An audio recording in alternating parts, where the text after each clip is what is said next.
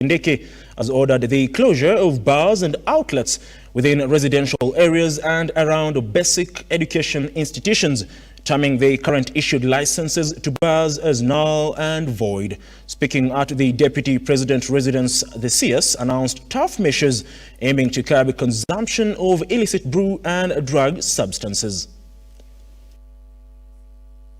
Drugs and substance abuse, majorly among teenagers, the youth, and even the elderly, are not only a grave social concern, but is now an existential threat to the well-being and sustainable future of our country.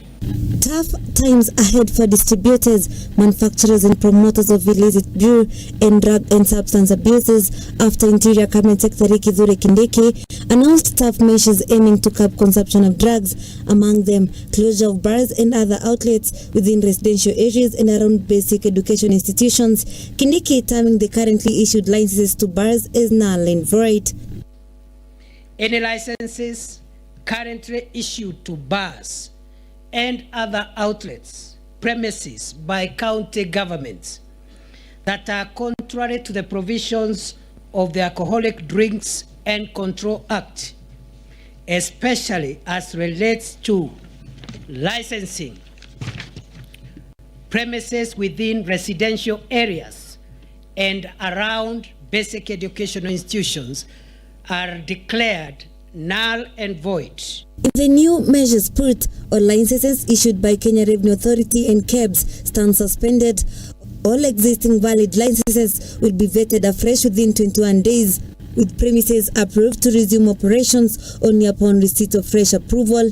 All manufacturers shall establish and document all traders in their distribution chain.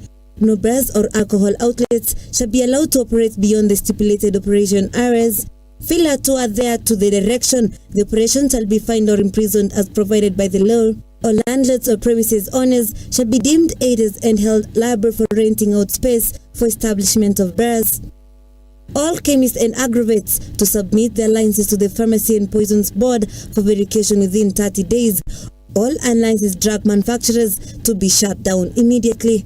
All vehicles used in storage, manufacturing and trafficking of illegal drugs shall be seized to be government property. Kindiki adding that any establishment found in breach of provision shall be shut down. County security teams are required to enforce this prescription without fail. And therefore, this war that we announce commencing today is a war about the future of Kenya.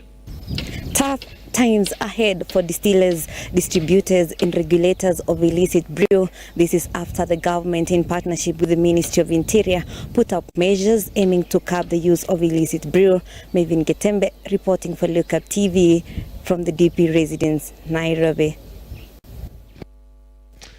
Many thanks, Mevin Getembe, for that detailed report. The national government has now declared the persistent